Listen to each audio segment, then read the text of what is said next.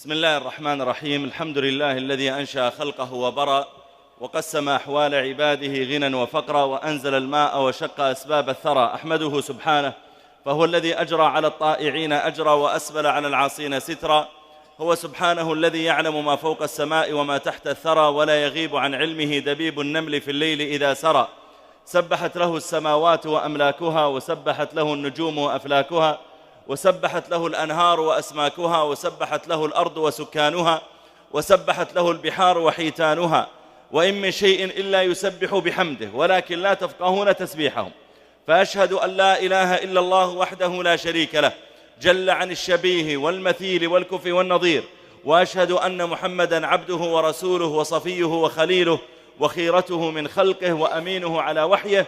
أرسله ربه رحمة للعالمين وحجة على العباد أجمعين. فهدى الله تعالى به من الضلالة وبصر به من الجهالة وكثر به بعد القلة وأغنى به بعد العيلة ولم به بعد الشتات وأمن به بعد الخوف. فصلوات الله وسلامه عليه وعلى آله الطيبين وأصحابه الغر الميامين ما اتصلت عين بنظر ووعت أذن بخبر وسلم تسليما كثيرا. أما بعد أيها الإخوة والأخوات، نحمد الله جل وعلا الذي يسر لنا هذا اللقاء في بيت من بيوت الله. وما اجتمع قوم في بيت من بيوت الله يتلون كتاب الله ويتدارسونه بينهم إلا نزلت عليهم السكينة وحفتهم الملائكة وغشيتهم الرحمة وذكرهم الله في من عنده. فنحن اجتمعنا اليوم نتلو كتاب الله ونتدارسه بيننا. فأسأل الله تعالى أن يشملنا بهذه الفضائل، وأسأل الله تعالى أن يجعلنا ممن يقال لهم في آخر مجلسهم قوموا مغفورا لكم. وأسأل الله تعالى أن يجعل عملنا هذا طاعة نتقرب بها إليه ونتوسل بها إليه، أن يصلح قلوبنا وأن يقر أعيننا بصلاح ذرياتنا وأن يوسع أرزاقنا وأن يهدينا سبل الرشاد وأن يقضي ديننا ويصلح شأننا ويستر عوراتنا ويؤمن ديارنا. وأسأل الله تعالى كما جمعنا هنا على غير أنساب تضمنا ولا دنيا تجمعنا، أسأل الله أن يجمعنا يوم القيامة في ظل عرشه وأن يجمعنا يوم القيامة في جنته وأن يجعلنا إخوة متحابين فيها، آمين يا رب العالمين. أيها الأحبة الكرام، سورة الأعراف من السور الطوال التي ذكر الله تعالى فيها من أخبار الأنبياء ومن أخبار الأمم السابقة الشيء الكثير. لا تدري عندما تدلف إلى هذه السورة تتكلم عن ماذا من عجائبها وعبرها. هل تتكلم عن قصة هود أم عن قصة صالح أم عن قصة شعيب أم لوط أم تتكلم فيما فصل الله تعالى فيها من قصة نبي الله تعالى موسى عليه السلام؟ سأقف معكم اليوم على قصة من القصص التي جاءت في سورة الأعراف.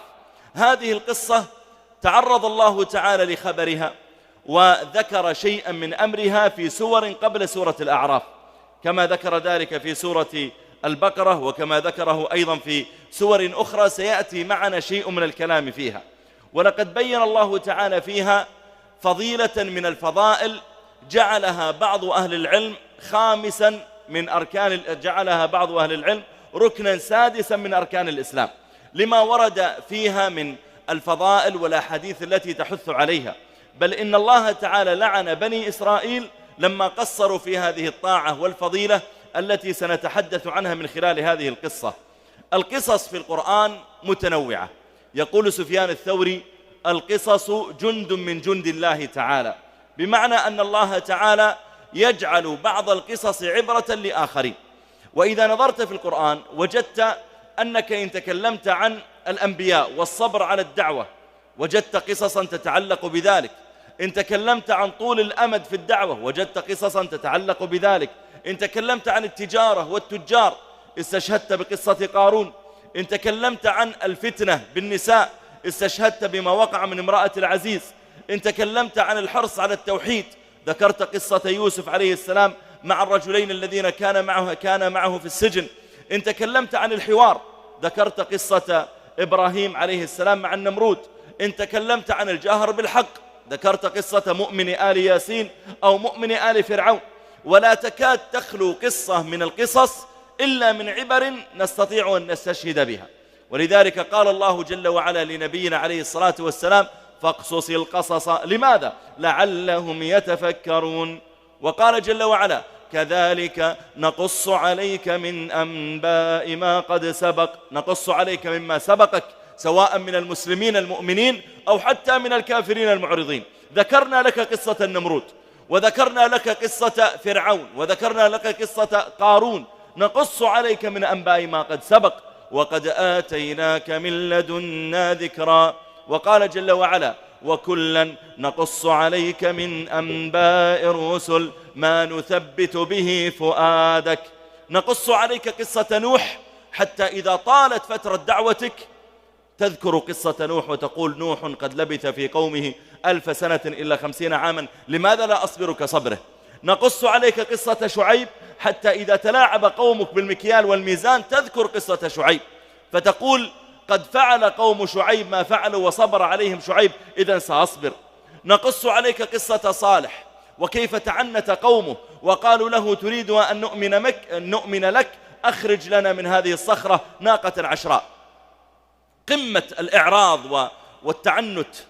نقص عليك هذه القصة يا محمد صلى الله عليه وسلم حتى إذا تعنت قومك وتكبروا وتجبروا تذكر أن من قبلك من الأنبياء قد أصابهم مثل ذلك وإن يكذبوك فقد كذبت رسل من قبلك. هذه القصص هي قصص حق، ولذلك قال الله جل وعلا لقد كان في قصصهم عبرة لأولي الألباب ما كان حديثا يفترى. أي قصة يقصها عليك أي إنسان قد يزيد فيها وينقص، إما ليستر شيئا لا يريدك أن تعرفه، وإما ليملح قصته ويزينها يزيد فيها بعض المواقف. أما قصص القرآن فهي قد حكيت كما وقعت تماما. تعالوا اليوم نقف مع قصة عجيبة من هذه القصص، قصة أصحاب السبت. من هم أصحاب السبت؟ وما سر تعظيم يوم السبت؟ وأين تقع هذه القرية أصلا؟ ومن هو النبي الذي كان حاضرا في عهدهم؟ ولماذا ذكرها الله تعالى وقال في أولها واسألهم؟ تسأل من يا رسول الله؟ لماذا ما ذكرها الله تعالى كما يحكي غيرها من القصص واتل عليهم نبأ أصحاب السبت مثلا؟ لماذا قال اسألهم؟ يسأل من؟ نبينا صلى الله عليه وسلم. ولماذا يسأل وهو يأتيه الوحي من السماء؟ وما حال هؤلاء وكيف انقسم أصحاب هذه القرية إلى 3 أقسام؟ وما حال هؤلاء الأقسام الثلاثة؟ وهل لما مسخ الله تعالى بعضهم قردة وخنازير هل تناسلوا؟ فنحن مثلا عندما يقول البعض لليهود يا أحفاد القردة والخنازير، هل هؤلاء فعلا هم أحفاد لأولئك القردة والخنازير؟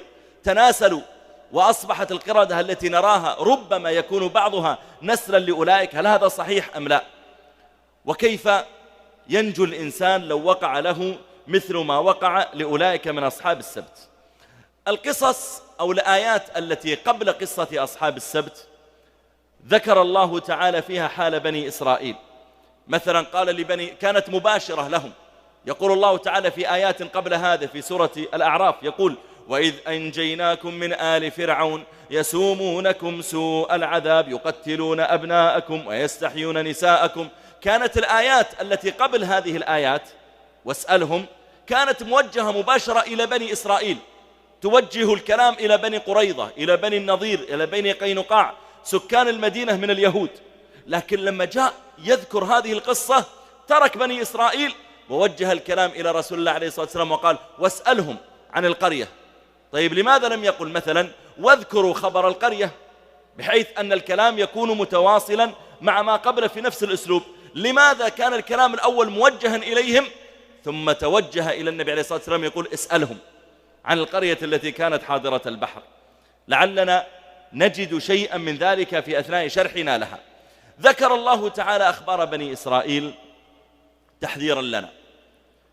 موسى عليه السلام ذكر في القرآن 183 مرة، أكثر نبي ذكر في القرآن موسى عليه السلام. نبينا محمد عليه الصلاة والسلام ذكر 4 مرات فقط. عيسى عليه السلام ذكر 23 مرة، 24 مرة، منها 20 مرة باسمه الصريح عيسى، ومنها 4 مرات ابن مريم. طيب لماذا ذكر موسى بهذه الكمية الهائلة؟ القرآن نزل بعد أن كان نبينا صلى الله عليه وآله وسلم في قريش رجلا من عامتهم ثم أصبح نبيا، وكان الفريق الذي عندهم علم في عصره هم اليهود، عندهم بقايا من كتاب موسى وكتاب عيسى عليهما السلام. فكان اليهود لهم تأثير على العرب، وكان العرب قريش وغيرهم إذا أرادوا أن يسألوا عن شيء ذهبوا وسألوا اليهود. ولذلك لما ظهر النبي عليه الصلاة والسلام ودعاهم الإسلام ذهبوا وسألوا اليهود: يا يهود هل نتبعه أم لا؟ فكان النبي عليه الصلاة والسلام يتلو على أصحابه القرآن وقصص بني إسرائيل محذرا أن تكونوا مثلهم. لذلك قال عليه الصلاة والسلام لما مر يوما وإذا قوم من المشركين قد علقوا سيوفهم بشجرة لها أنواط، يعني لها أغصان، علقوا السيوف في هذه الشجرة. كان المشركون يظنون أن هذه الشجرة مباركة، فإذا علقوا فيها السيف صار السيف أكثر مضاء وقوة. فالصحابة لما رأوا السيوف معلقة على الشجرة قالوا: يا رسول الله اجعل لنا ذات أنواط، ذات أغصان كما لهم ذات أنواط. يا رسول الله مثل ما هؤلاء عندهم شجرة فيها بركة، يا رسول الله نريد شجرة فيها بركة مثلهم. طيب أولئك يعبدون شجرتهم، هل تريدون شجرة تعبدونها؟ فقال عليه الصلاة والسلام: الله أكبر إنها السنن. قلتم والذي نفسي بيده كما قالت بنو إسرائيل لموسى: اجعل لنا إلها كما لهم آلهة. وقال عليه الصلاة والسلام في موطن آخر، قال محذرا من أن يصنع الناس مثل ما كان يصنع بنو إسرائيل، قال: فتستحلوا محارم الله بأدنى الحيل. إيش الحيلة التي عملها بنو إسرائيل؟ جاءت في هذه القصة. يقول الله جل وعلا بعدما تحدث عن بني إسرائيل وقال جل وعلا: وإذ قيل لهم اسكنوا هذه القرية وكلوا منها حيث شئتم رغدا وكلوا منها حيث شئتم وقولوا حطة وادخلوا الباب سجدا. ثم ذكر توجيهات، ثم جاء إلى قصة أصحاب السبت وقصة القرية، فقال جل في علاه: واسألهم عن القرية التي كانت حاضرة البحر. حاضرة البحر يعني على ساحل البحر، مثل جدة. جدة هي مدينة حاضرة البحر، الإسكندرية مدينة حاضرة البحر، الدمام مثلا مدينة حاضرة البحر. فالمدينة أو القرية التي تكون على شاطئ البحر تسمى حاضرة البحر. فهؤلاء بنو إسرائيل كانوا يسكنون قرية على شاطئ البحر. طيب اسألهم، اسأل من؟ اسأل اليهود اللي عندك في المدينة، اسأل بني قريظة، واسأل بني قينقاع، واسأل بني النضير الذين يكذبون بك. اسألهم عن أخبار هم يستحون من ذكرها. وكان اليهود لا يظهرون أمام الناس إلا البطولات والأفعال الصحيحة التي فعلوها، أما الفضائح التاريخية عندهم كانوا يسكتون عنها. بدليل أن نبينا صلى الله عليه وسلم لما حاصر خيبر ثم فتحها أقبلت إليه امرأة يهودية بشاة مشوية فوضعت بين يديه ضيافة، فأخذ النبي صلى الله عليه وسلم شيئا منها ونهش منها نهشة وهو مع أصحابه، ثم أمر أصحابه أن يتوقفوا فجأة عن الطعام فتوقفوا، ثم قال: ادعوا لي من ها هنا من اليهود. فدعوا له رؤساء اليهود وقفوا بين يديه، وكان فيهم قوم قد أخرجوا من المدينة. تعلم لما وقع من بني النضير الخيانات ومن بني قينقاع، أمرهم النبي عليه الصلاة والسلام بالخروج فخرجوا، ونزلت سورة الحشر وغيرها من الآيات. فلما وقفوا بين يديه قال لهم عليه الصلاة والسلام: يا معشر يهود، هل أنتم صادقية إن سألتكم عن شيء؟ قالوا: نعم. معقول نكذب وأنت نبي؟ نعم. فقال عليه الصلاة والسلام لهم: من أهل الجنة؟ لا قال لهم السؤال الأول، قال: من أبوكم؟ فقالوا: أبونا فلان، يعني من جدكم؟ وكان هذا الفخذ من اليهود لهم جد جبان ما يفتخرون بالانتساب إليه، فإذا سئلوا في معرض الافتخار انتسبوا إلى جد آخر، جد لقبيلة أخرى، فقالوا: أبونا فلان الثاني الشجاع. فقال عليه الصلاة والسلام لهم: كذبتم، بل أبوكم فلان. قالوا صدقت. قال يا معشر يهود هل أنتم صادقية إن سألتكم عن شيء؟ قالوا نعم، وإن كذبنا عرفته كما عرفته في أبينا، أنت تعرف ما نستطيع نكذب عليك. فقال من أهل النار؟ فقالوا نكون فيها يسيرا ثم تخلفون فيها. قال اخسأوا فيها والله لا نخلفكم فيها أبدا. يا معشر يهود هل أنتم صادقية إن سألتكم عن شيء؟ قالوا نعم. قال هل جعلتم في هذه الشاة سما؟ قالوا نعم. ما دام الرجل نكذب ويكتشف أكيد ما سأل له يدري، نكذب بعد ونزيد المشكلة. قالوا نعم. قال ما حملكم على ذلك؟ ليش؟ أنا دخلت صلحا وما قتلتكم ليش ما حملكم على ذلك؟ قالوا أردنا إن كنت ملكا أن تموت ونتخلص منك، وإن كنت نبيا فلن يضرك، لكن من حدثك من أخبرك؟ فرفع صلى الله عليه وسلم الذراع، ذراع الشاة المطبوخة، قال أخبرتني هذه الذراع.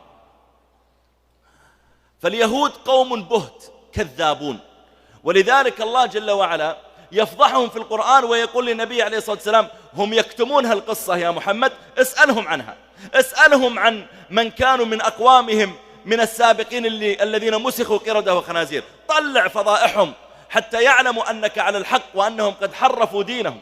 واسألهم عن القرية التي كانت حاضرة البحر. قال الله إذ يعدون في السبت، يعني إذ يعتدون في السبت. وكان هؤلاء اليهود في عهد النبي عليه الصلاة والسلام يعظمون السبت كما تعظمه الأمم التي من قبلهم، وكانوا يعظمونه بناء على بقايا من دين موسى عليه السلام. وقد جعل الله تعالى لكل أمة من الأمم يوما فيه زيادة فضيلة عن الأيام التي غيره.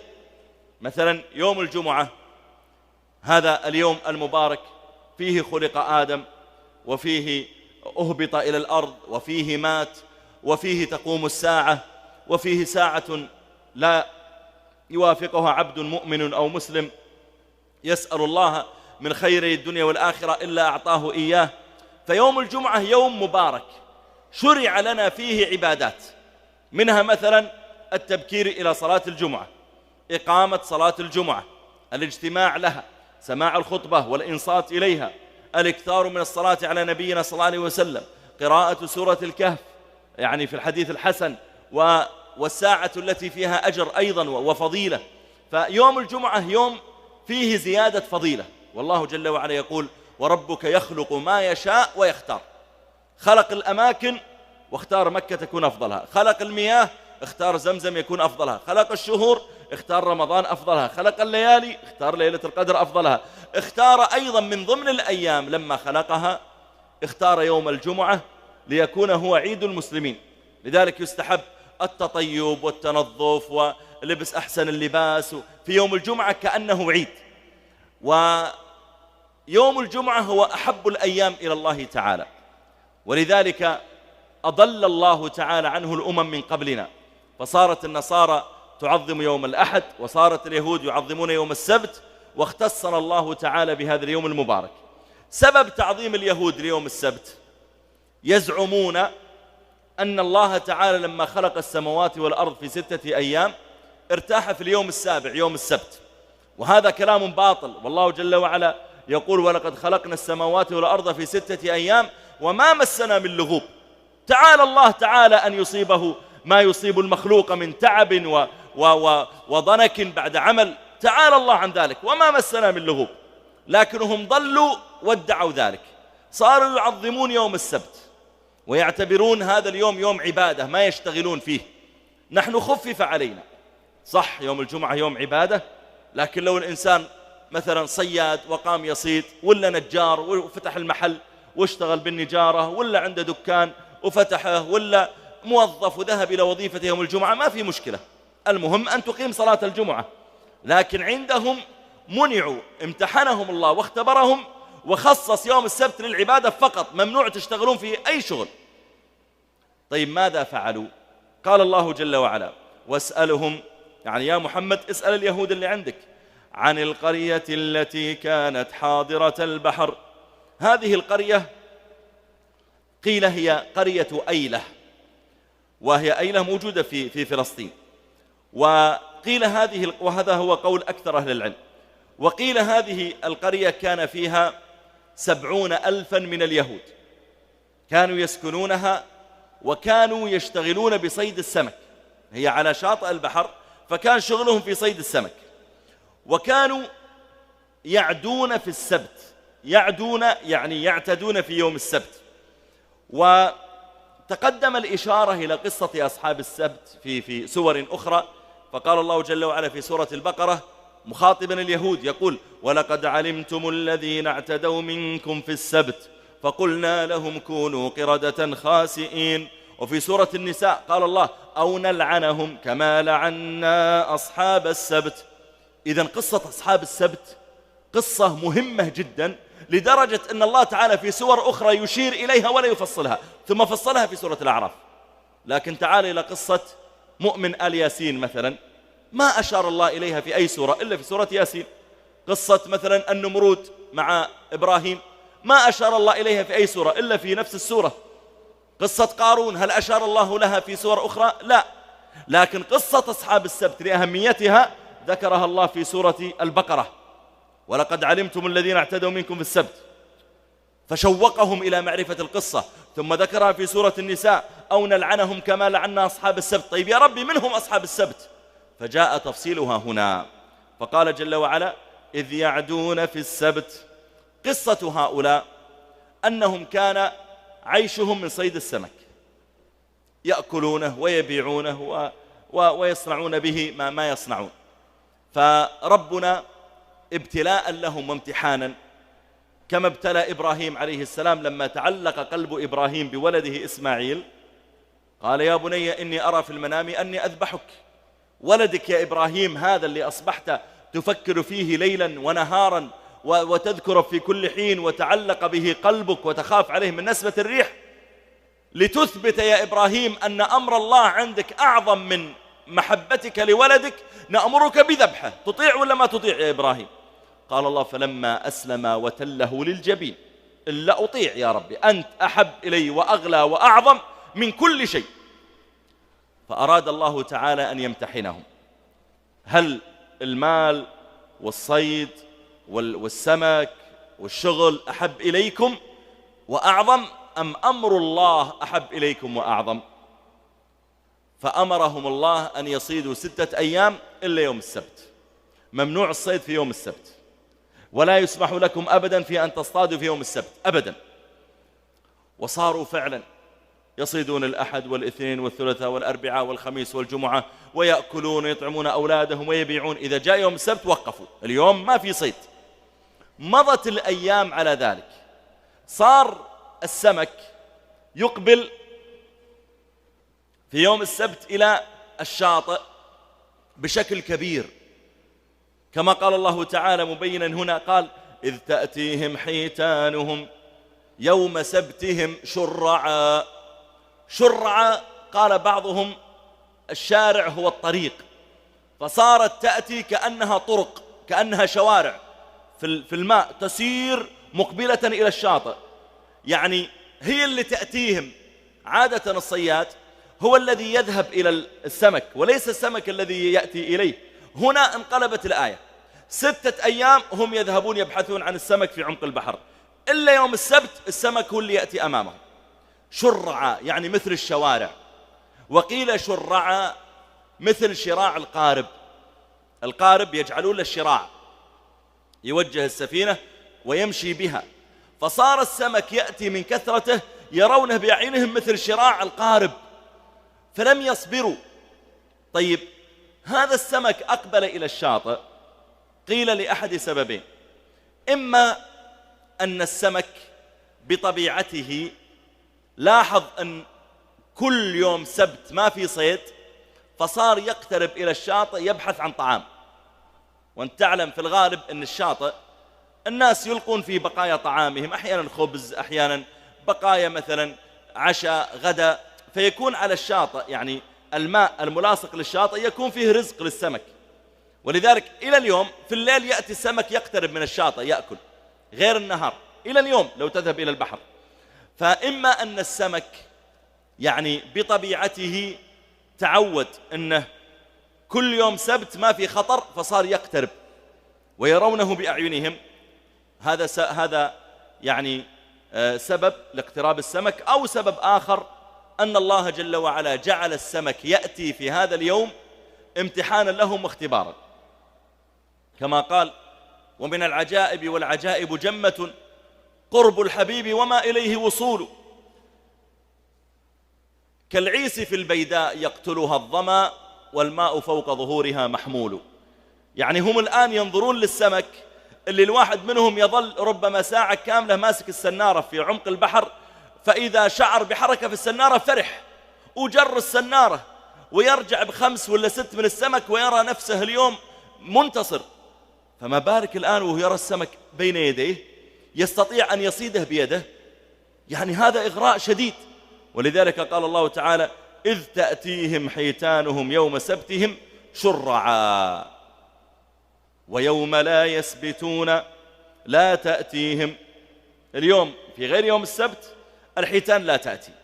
قال الله: كذلك نبلوهم بما كانوا يفسقون. كذلك نبلوهم أي كذلك نبتليهم بما كانوا يفسقون، يعني نبتلي هؤلاء القوم حتى عقوبة لهم على فسقهم الذي فعلوه وعملوا. ولذلك ذكر النبي عليه الصلاة والسلام التحذير من ذلك وقال: فتستحلوا محارم الله بأدنى الحيل، يعني لا تصنعوا كما يصنع اليهود بحيث أنهم احتالوا. هؤلاء اليهود ماذا صنعوا؟ مضى عليهم سبت وسبت آخر وثالث ورابع، فبدأ بعضهم يتجرأ ويأتي ويعمل حيل للصيد في يوم السبت. صاروا يأتون يوم الجمعة ويحفرون طرق من الشاطئ، طرق من الشاطئ تنتهي بحفر، بحيث أن السمك إذا وصل إلى الشاطئ رأى طريقا، قناة صغيرة يعني، فيدخل فيها، فإذا حفرة فيها ماء قليل يسقط في هذا الماء ثم ما يستطيع أنه يطلع. فإذا جاء يوم الأحد، هذا يحفرون الجمعة، السبت خلاص عبادة. إذا جاء يوم الأحد ونظروا إلى الحفر وإذا الحفرة فيها 10 من السمك وهذه فيها 15 فقالوا: نحن ما صدنا يوم السبت، احنا حطينا الحفر يوم الجمعة وأخذنا السمك يوم الأحد. صحيح، لكن السمك اللي موجود في الحفر هذا رزق أي يوم، جاء في أي يوم. ما أنتم صدتم يوم الجمعة وضعتوه في بيوتكم، والأحد بتصيدونه تحطونه في بيوتكم. السمك اللي في الحفر هذه تبع أي يوم؟ له يوم جمعة ولا أحد، تبع أي يوم؟ يوم السبت. قالوا: لا، ما صدنا يوم السبت. وقيل إنهم صنعوا شباكا معروفة اليوم عند الصيادين. اليوم الصيادين عندهم شبك يأتي على شكل دائرة وله مدخل واسع ثم يضيق، فإذا دخلت السمكة لم تستطع أن تخرج. قالوا صاروا يضعونها على الشاطئ، صنعوها وضعوها على الشاطئ، فصار السمك يأتي ويرى في داخل هذا الشبك طعاما، فيدخل من الفتحة الواسعة، فإذا دخل وأراد أن يخرج لم يستطع. وهم يتعبدون في يوم السبت وقد وضعوا هالشباك يوم الجمعة ليلا، فإذا جاءوا يوم الأحد الفجر ورفعوا هالشباك وإذا هي مليئة بالسمك، فنقول لهم: طيب أنتم صدتم يوم السبت؟ قالوا: لا، ما صدنا يوم السبت، نحن وضعناها الجمعة وأخذناها الأحد، يوم السبت عبادة مثل ما أمرنا، ما صدنا يوم السبت. الله قد منعكم من أي اكتساب مال في يوم السبت، أنتم اكتسبتم مالا، يعني تحتالون على رب العالمين. وهذه الحيلة حيلة محرمة. طيب، هل هناك حيل جائزة؟ هل هناك حيل شرعية أو فقهية جائزة؟ قالوا: نعم، أباحت الشريعة شيئا من المخارج التي ليس فيها مخالفة لأمر الله. مثلا أيوب عليه السلام لما كان مريضا وكان معه امرأته، وقد هلك جميع أهله ولم يبق معه إلا امرأته ترعاه وتهتم به، وقد اشتد عليه الضر. فخرجت امرأته يوما تطلب طعاما له، فلم تستطع أن تشتغل، كانت تشتغل عند الناس تكنس ولا تشتغل ويعطونها شيئا من طعام، ذاك اليوم ما أحد شغلها واشتد جوعهما، فقصت شعرها وباعته، ثم رجعت إليه وأعطته الطعام، فسألها اليوم إيش اشتغلتي؟ وهو مريض وقد تركه قومه خارج البلد. قالت اليوم ما اشتغلت. كيف؟ ما وجدت شغل، لكن قصصت شعري. قال لما فعلت ذلك؟ وغضب منها وأقسم إن شفاه الله أن يضربها 100 عصا. ثم شفاه الله تعالى فعظم عليه أن يضربها 100 عصا، يعني زوجتي وقصت الشعر عشان تطعمني لكن أنا حلفت. فأوحى الله تعالى إليه قال: وخذ بيدك ضغثا فاضرب به ولا تحنث إنا وجدناه صابرا. الآيات. الضغث هو الذي ينبت فيه الرطب والتمر، يعني لما تجني الرطب والتمر يبقى هذا فيه أعواد متصلة به، يستعمله الناس أحيانا مكنسة، يعني يخيطون خياطة معينة ويستعملون مكنسة أو غيره. فأمره الله تعالى أن يأخذ هذا من النخلة وهو فيه أعواد صغار لا تؤلم، وإذا كان فيه 100 عود يحمل التمر، طلع التمر ونظف العصا واضربها ضربة واحدة فتكون ضربتها 100 عصا. فهذا مخرج حتى لا يكون حنث، حتى لا يكون خالف الحلف الذي حلف به. ولذلك مثل هذه المخارج الشرعية هذه مخارج جائزة شرعا، وقد ذكر الفقهاء يعني شيئا من ذلك أن رجلا كان مع امرأته يأكلان تمرا، قال فأثناء أكلهما غاضبها وقد وضعت شيئا يعني وضعت لقمة في فمها من الطعام أو من التمر، فغضب الرجل وقال لها: إن بلعت هذه اللقمة فأنت طالق، وإن أخرجتيها فأنت طالق، وإن أبقيتيها في فمك فأنت طالق. ثم ندم، قال: يا جماعة أنا طلقت امرأتي وأنا عندي عيال، ولكن الغضب حملني على ذلك، فماذا أفعل؟ وهي اللقمة في فمها لا تقدر تطلعها ولا تقدر تبلعها ولا. قالوا فأخذها وذهب إلى الإمام مالك، قال: يا إمام الغوث أنا تورطت. قال: ما خبرك؟ فقال: خبري كذا وكذا، وهذه زوجتي معي الآن فمها يعني مليء بالطعام. فقال: أتعاهدني ألا تقسم مرة أخرى مثل هالقسم؟ يعني من وين جبت هالقسم أنت؟ يعني واحد يقول والله علي الطلاق، أنت تألف قسم صعب وتقول حلوا المشكلة، فتعاهدني أنك ما عاد تحلف مثل الحلوف الصعبة ذي؟ قال: نعم. وأنا ما أدري كيف طلعها أصلا الرجل. قال: نعم أعاهدك.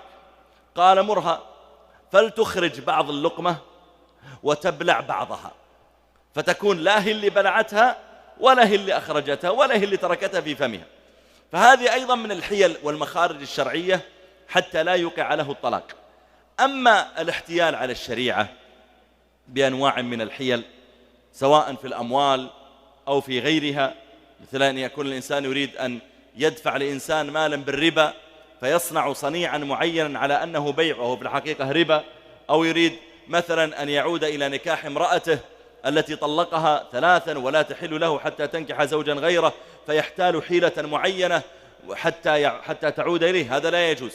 الذي صنعه بنو إسرائيل هو هذه الحيلة، ولذلك عاقبهم الله تعالى، وبين الله تعالى جلالة فظاعة صنيعهم.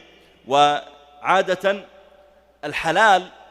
الحلال كثير والحرام قليل عادة، لكن تجد أن النفس سبحان الله تتوق إلى الحرام مع قلته. يعني هم مسموح لهم 6 أيام يصيدون إلا يوم واحد، ما قال رب العالمين حرام 6 أيام وحلال يوم، لا، 6 أيام حلال ويوم واحد حرام، فلم يطب لهم الأمر حتى جاءوا لهذا اليوم الحرام. ولذلك اللي يقول لك والله الشريعة ضيقت علينا، هذا كاذب، هذا ما يعرف الشريعة. مثلا لو إنسان قال لك الشريعة ضيقت علينا في الطعام يا أخي، تقول لك كيف ضيقت عليك؟ تعال نعد الأشياء التي حرم الله أكلها والأشياء التي أباح الله أكلها. إيش الأشياء اللي حرم الله أكلها؟ قال حرم الخنزير، طيب هذا الخنزير، وكل ذي ناب من السباع، وكل ذي مخلب من الطير، طيب ها غيره، والميتة بأنواعها المتردية والموقوذة وما أكل السبع إلى آخره، وما ذبح على النصب، طيب غيره. قال ها والله يعني انتهى، بس 4، نعم بس 4. طيب أعطني الأشياء التي أباح الله أكلها. أباح الله أكل الغنم والبقر والإبل والغزال والظباء والأرانب والدجاج والحمام والعصافير وهذا من اللحوم. وأباح أكل البرتقال والتفاح والموز من الفواكه، وأباح أكل الكوسة والطماط والجزر من الخضرة، وتعد شيئا وأباح أكل البر والشعير والذرة وتعد والدخن وتعد شيئا كثيرا. طيب ما الذي حرم الله شربه؟ قال والله حرم شرب الخمر والدم. طيب ما الذي أباح شربه؟ أباح شرب اللبن والحليب وعصير البرتقال وعصير الأناناس وعصير ليه. إذن أي واحد يقول لك والله الشريعة ضيقت، نقول التضييق في قلبك وفي هواك وفي شهوتك. الله تعالى فصل لنا ما حرم علينا، لكن لما جاء عند الحلال قال هو الذي خلق لكم ما في الأرض جميعا منه، لكن قال وقد فصل لكم ما حرم عليكم. ولذلك حتى في اللباس حرم عليك نوع أو نوعين، لكن الأشياء المباحة في اللباس كثير. حتى في المحرمات من النساء لا يجوز أن يتزوج أخته ولا بنت أخته ولا عمته ولا خالته، لكن أباح لك ملايين النساء أن تخطب منهن. ولذلك هنا مع بني إسرائيل حرم الله عليهم يوما واحدا فقط، وأباح 6 أيام. ال6 أيام ما تحمسوا فيها إلا هذا اليوم، صاروا يفكرون ويخططون ويجدون لذة في استخراج هذا الصيد في يوم السبت. بدأوا يصيدون في يوم السبت، وجعل الله تعالى هذا السمك متيسرا أمامهم، كذلك نبلوهم نختبرهم. وأحيانا قد ييسر الله تعالى ويسهل وصول الإنسان إلى المعصية اختبارا له وامتحانا. يعني مثلا يسافر إنسان إلى بلد فيجد مثلا أنه يمر على أماكن يشرب فيها الخمر ربما بأسعار يستطيع هو أن يدفعها، يستطيع أن يقع في الفاحشة من غير ما يخاف من شرطة تمسكه ولا زوجة تغضب منه أو أب يزعل عليه فالمعصية الآن أمامه متيسرة. هذا إذا امتنع عن المعصية أجره أعظم ممن المعصية عليه صعبة. أنا كنت أقول لبعض الإخوة أحيانا في بعض البلدان، أقول لهم يا شباب امتناعكم عن شرب الخمر، امتناعكم عن الفاحشة، امتناعكم عن هالمحرمات أجركم أعظم ربما من بعض من يسكنون في مدن لا يستطيعون أن يصنعوا هذه الأشياء لأنها ممنوعة عنهم، ونحمد الله تعالى أنها في بلادنا ممنوعة، ونسأل الله أن يديم ذلك علينا. لو الواحد هنا عافانا الله وإياكم أراد أن يشرب خمرا أو يقع في فاحشة فهو لا يتيسر له ذلك كما يتيسر لمن هم في بلدان تسمح لذلك وتأذن به وتبيعه في كل مكان. فكنت أقول أجركم أعظم لأنك تستطيع أن تفعل المعصية ويمنعك منها تعظيمك لله. ونبينا صلى الله عليه وسلم يقول ائتمروا بالمعروف وانتهوا عن المنكر، حتى إذا رأيتم شحا مطاعا وهوى متبعا ودنيا مؤثرة وإعجاب كل ذي رأي برأيه فعليك بنفسك ودع عنك العوام. ثم قال فإن من ورائكم أيام الصبر فيهن مثل القبض على الجمر للعامل، هذا الشاهد، للعامل فيهن مثل أجر 50 رجلا يعملون مثل عملكم. يكلم الصحابة، رواه أبو داود. يعني أنت اليوم لما تغض بصرك مثل الصحابي لما يغض بصره 50 مرة. أنت اليوم لما تمتنع عن الغيبة مثل الصحابي لما يمتنع عن الغيبة 50 مرة، أجرك مضاعف. أنت اليوم لما تمتنع عن فاحشة أو تمتنع عن خمر فإن أجرك يكون مضاعفا. وفي رواية أخرى قال لأنكم تجدون على الخير أعوانا ولا يجدون على الخير أعوانا.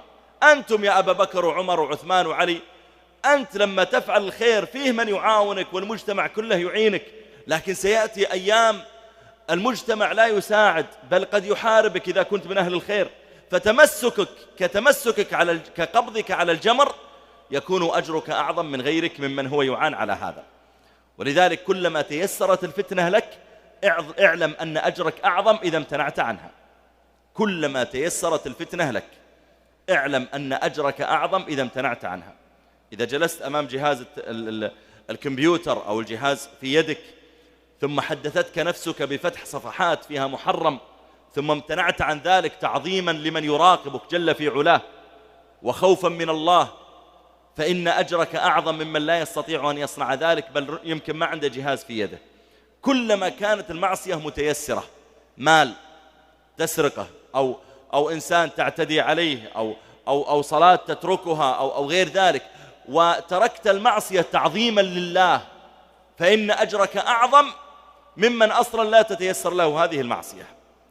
يقول الله جل وعلا هنا: إذ تأتيهم حيتانهم يوم سبتهم شرعا ويوم لا يسبتون لا تأتيهم كذلك نبلوهم بما كانوا يفسقون. بدأوا يصيدون منها السمك يوم السبت، وطبعا قال بعض المفسرين صاد بعضهم فجاء جيرانه ينهون: كيف تصيد يوم السبت؟ قال: أنا ما صدت يوم السبت، أنا وضعت الشبك الجمعة وأخذته الأحد. فقال قومه اللي معه: لينزلن بك عذاب. ثم مضى جمعة وجمعتان وشهر وشهران وما نزل به عذاب، فقالوا: ها ما نزل به عذاب، فتجرؤوا فصنعوا مثله. قال الله: وإذ قالت أمة منهم لم تعظون قوما الله مهلكهم أو معذبهم عذابا شديدا قالوا معذرة إلى ربكم ولعلهم يتقون. انقسم الناس في هذه القرية إلى 3 أقسام. منهم قسم كانوا يفعلون المعصية يصيدون السمك، ومنهم قسم ما صادوا السمك ولا فعلوا المعصية لكنهم أنكروا، جاءوا إلى هؤلاء الذين يصيدون وقالوا: اتقوا الله، كيف تصيدون يوم السبت؟ هذا حرام، ونهوهم وما سكتوا، تكلموا وأنكروا. وفي قسم ثالث هم صالحون أيضا ما صادوا سمك لكنهم يائسون من إصلاح المجتمع، بدل ما يذهبون إلى أصحاب المنكر ويقولون: نعم صدق إخواننا لا تصيدوا يوم السبت، ذهبوا إلى المنكرين وقالوا: كيف تنصحونهم؟ والله ما فيهم فائدة، والله تنصح ولا ما تنصح ما فيهم فائدة، هؤلاء ننتظر بس إما أن الله أن يعذبهم أو ينزل بهم قارعة، لا تنصح لا تنصح. فقال هؤلاء الذين ينكرون قالوا: نحن ننصح لأحد سببين: معذرة إلى ربكم ولعلهم يتقون. أول شيء إن الله يعذرنا، يا ربي أنت أمرتنا بإنكار المنكر، ها نحن أنكرنا، وأيضا يمكن يتقبلون يا أخي وما أدراك. ولذلك لا تيأس أبدا من إصلاح أي أحد، لا تيأس. في صحيح البخاري يقول النبي لما نزل جبريل إلى النبي عليه الصلاة والسلام قال جبريل: أما لو رأيتني يا محمد وأنا آخذ من طين البحر وأضع في فم فرعون، لأن فرعون لما بدأ يغرق صار يقول: آمنت أنه لا إله إلا الذي آمنت به بنو إسرائيل وأنا من المسلمين، يرددها. فيقول جبريل: أما لو رأيتني يا محمد وأنا آخذ من طين البحر وأضع في فم فرعون مخافة أن تدركه رحمة الله. إذا كان جبريل يتصور أن حتى فرعون ممكن يرحم ويهتدي، وهو فرعون اللي قال أنا ربكم الأعلى، فما بالك بمن هو أقل من فرعون، من هم ربما كفار عاديون أو ناس عصاة. ولذلك تجد بعض الناس اليوم تقول: والله أنا جارنا عندك كذا وكذا وأنا رايح أني أنصحه، يقول: تنصحه؟ والله ما في فائدة، تنصح ولا ما تنصح؟ يا أخي إيش دخلك أنت؟ إما أن تشجعني على النصيحة أو اسكت. وسبحان الله هذا من قديم. لما بدأ المسلمون بالهجرة إلى الحبشة في أوائل الإسلام، واحد من الصحابة أخذ زوجته وخرج متخفيا من مكة بيذهب للحبشة، وخرجوا من مكة بيركبون البحر يطلعون عن طريق جدة، فوضعوا متاعهم في مكان يستريحون، ثم تذكر شيئا قد نسوه في البيت، فقال لزوجته ابقي هنا مع المتاع، أنا أرجع للبيت أحضر اللي ناقص وأعود إليك، وانتبهي إن مر بك أحد من المشركين فلا تخبريه أننا مهاجرون إلى الحبشة، لا تورطينا. قالت خلاص طيب. مضى زوجها فمر بها من كان في وقته قبل أن يسلم كان أعظم الناس تعذيبا للمسلمين، عمر بن الخطاب رضي الله عنه.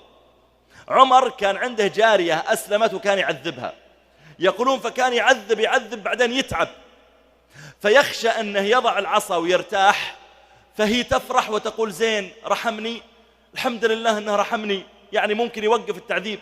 فحتى ما تصاب بها الشعور المفرح كان إذا أراد يوقف يقول لها أنا سأوقف الضرب ليس رحمة بك لأني تعبت، أنا بأرتاح وآتي وأضربك أقوى من الضرب اللي قبل شوي.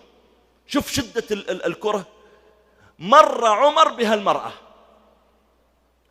وكان قويا ومهيبا، فقال لها ما أقعدك في هذا المكان، إيش مجلسك معك متاع فيها الشمس؟ قالت نهاجر. مسكينة من شدة الخوف صدقت، ما عرفت تدبر لها يعني مخرج. قالت نهاجر. قال إلى أين؟ قالت ضيقتم علينا في ديننا. ما دام هي خربانها بصدق، والله يمكن يضربها ولا يعذبها، خلاها تصدق. قالت ضيقتم علينا في ديننا ونهاجر إلى الحبشة، وهي تنتظر الضرب. فقال عمر إني أسأل الله أن يجعل لكم فرجا ومخرجا، ومضى وتركها. المرأة تفرك عيونها، وهذا عمر ولا واحد في صورة عمر، هذا أكيد عمر. فما رجع إليها زوجها بعد قليل، يلا احمل المتاع، مر بك أحد؟ إلا المرأة مشدوها، إيش الخبر؟ قالت مر بي عمر. قال عمر عرف أن نهاجر عمر؟ قالت نعم أخبرته. قال والله اللي خربت هجرتنا، خلاص والله يطلع لنا الآن في الطريق. فقالت له لا، إني والله لأرجو فيه الخير، قد قال لي كذا وكذا، إني أرجو أنه يهتدي ممكن يسلم. فقال إيش؟ عمر بن الخطاب يسلم؟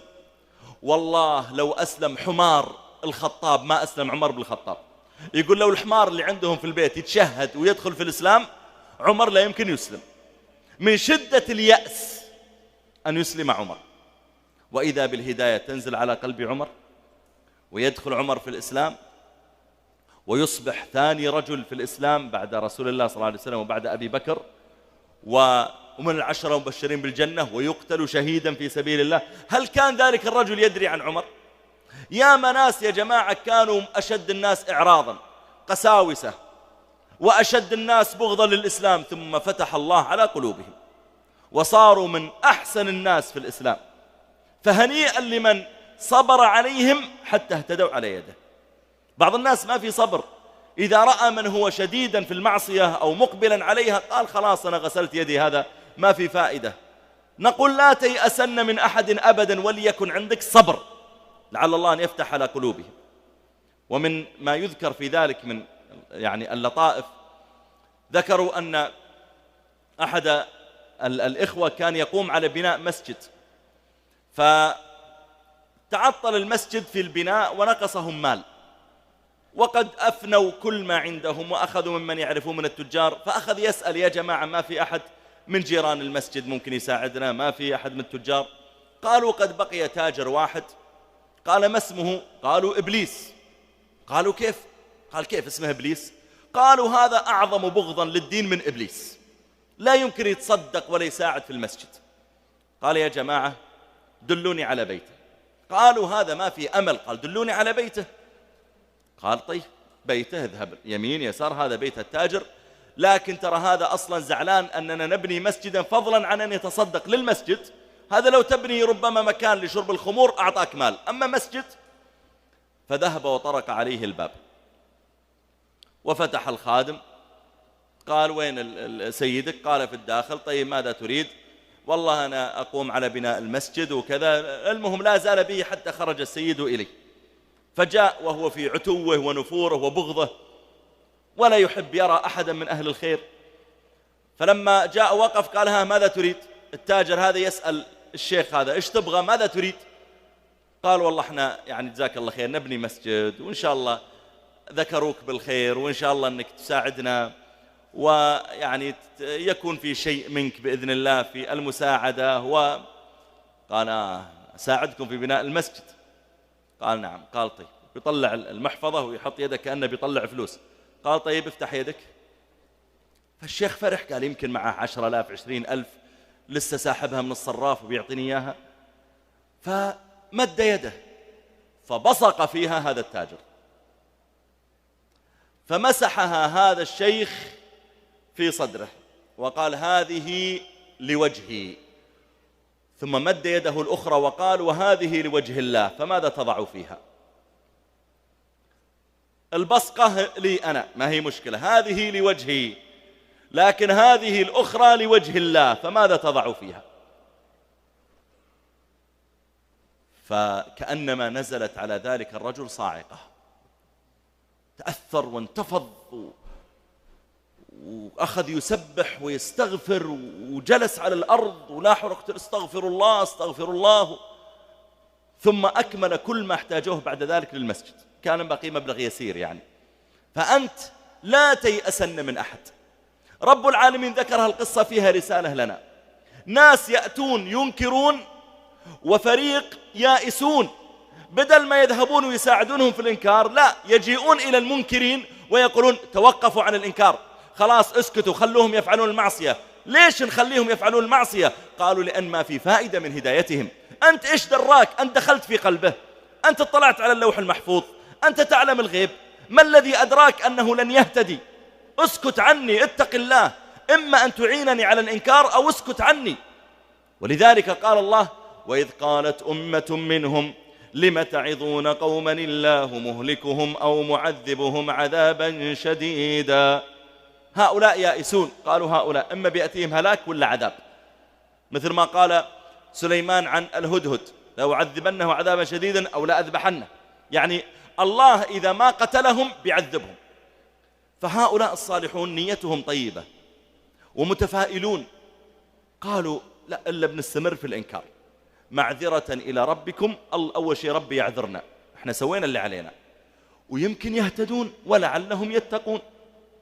قوله تعالى هنا: وإذ قالت أمة، الأمة هي الجماعة من الناس، وهؤلاء الجماعة من الناس ليس لهم عدد محدد، أمة منهم يعني ربما 10 15 100 200 لا ندري. قوله لم تعظون، الوعظ يقولون هو تكرار الواعظ كلاما يعرفه الموعوظ لكنه لا يفعله. إيش الفرق بين التعليم والوعظ؟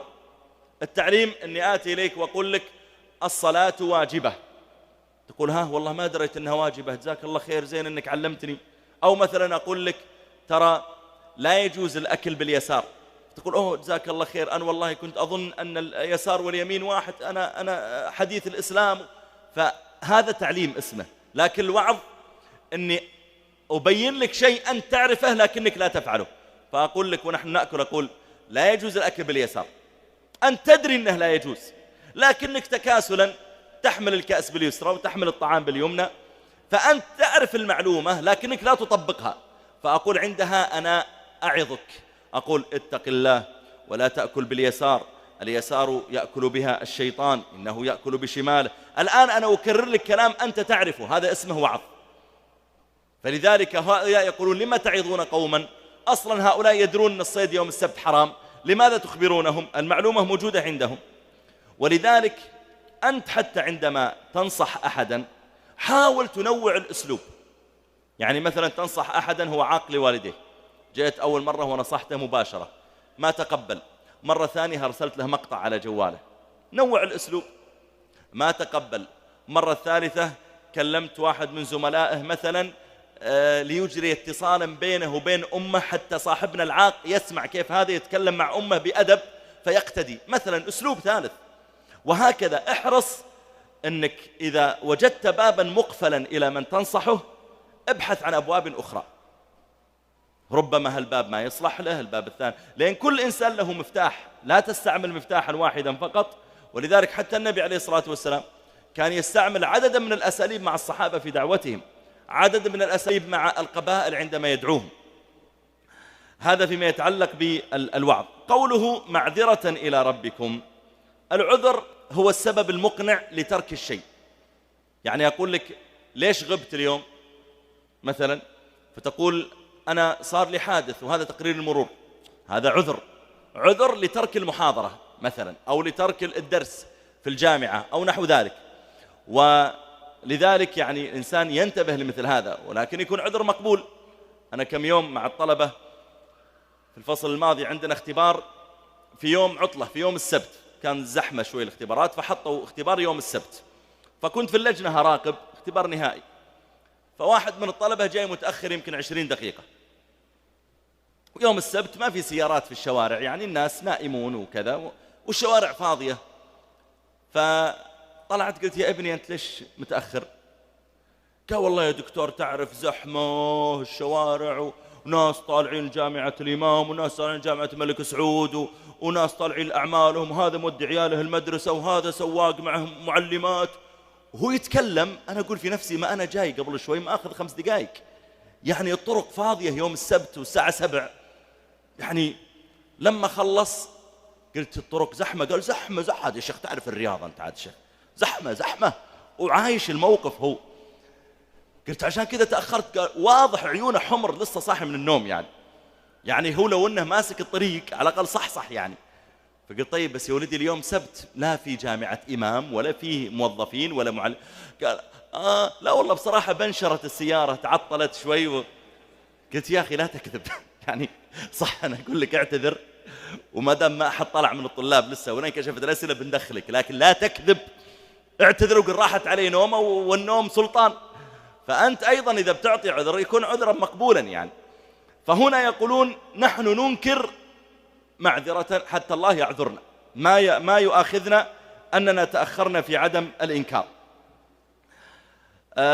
الفرق بين الفريقين الصالحين هؤلاء أن الفريق الأول متفائل، ننكر يمكن الله يصلحهم، والفريق الثاني يائس. انتبه لا تصل إلى مرحلة يأس من الإصلاح. عندك جار ما يصلي، عندك واحد عاق، عندك إنسان يظلم الناس، عندك إنسان يتعامل تعاملا سيء، لا تيأس من نصيحة الناس. مضت الأيام وهؤلاء يصيدون عصاة وهؤلاء ينصحون، والفريق الثالث ينكرون على الناصحين. فجاءت ساعة العذاب. قال الله فلما نسوا ما ذكروا به، ما ذكروا يعني ما وعظوا به، لما أولئك نسوا يعني لم يلتفتوا وأعرضوا عن النصيحة واستمروا في معصيتهم، عندها استحقوا العذاب. قال فلما نسوا ما ذكروا به أنجينا الذين ينهون عن السوء. ما قال أنجينا الصالحين، لا، أنجينا الفريق اللي أنكروا، اللي قالوا يا رب اعذرنا ترى احنا أنكرنا، هؤلاء نجيناهم. وأخذنا الذين ظلموا بعذاب بئيس بما كانوا يفسقون. بئيس على وزن فعيل يعني شديد. يقولون جاء العذاب على مرحلتين. المرحلة الأولى عذاب إما أمراض وغيرها، لكنهم استمروا في معصيتهم.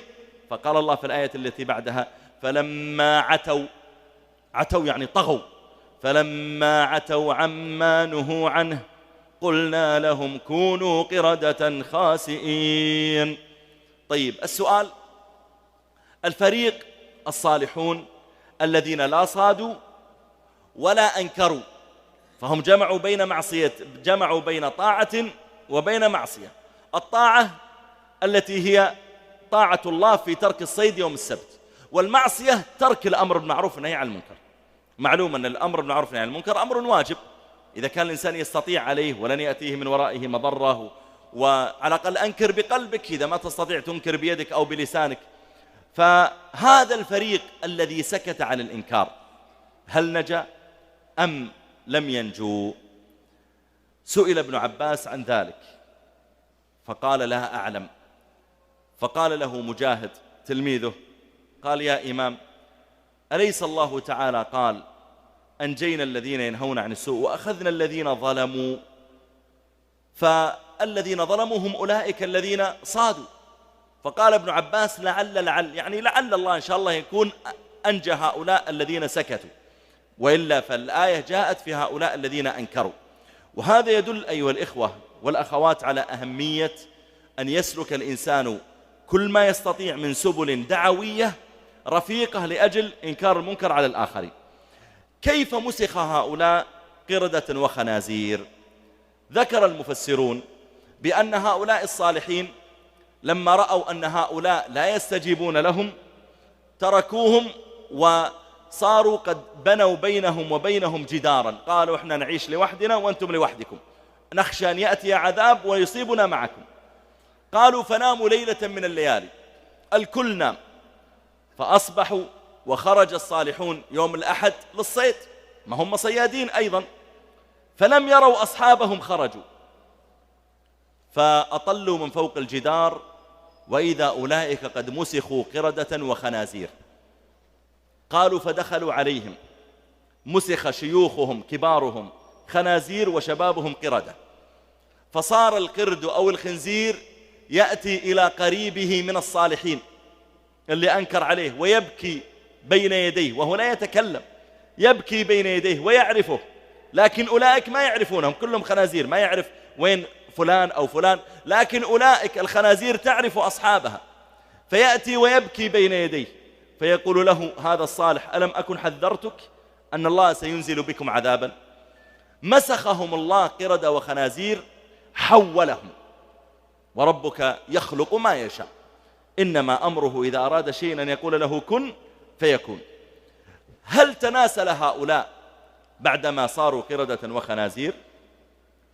النبي صلى الله عليه وسلم أخبرنا أن الله تعالى لم يجعل لمسخ عقبا، إذا مسخ الله تعالى أحدا من خلقة إلى خلقة أخرى لم يجعل الله تعالى له عقبا، خلاص، يعني هذا الخنزير أو هذا القرد يكبر حتى تنتهي حياته ثم يموت، حتى لو وطئ أكرمكم الله لو وطئ الأنثى من مثله، لو مسخ هو وزوجته قردة مثلا ووطئها كما تفعل القردة اليوم الحيوانات العادية، فإنه لا يكون له عقب، لم يجعل الله تعالى لهم عقبا.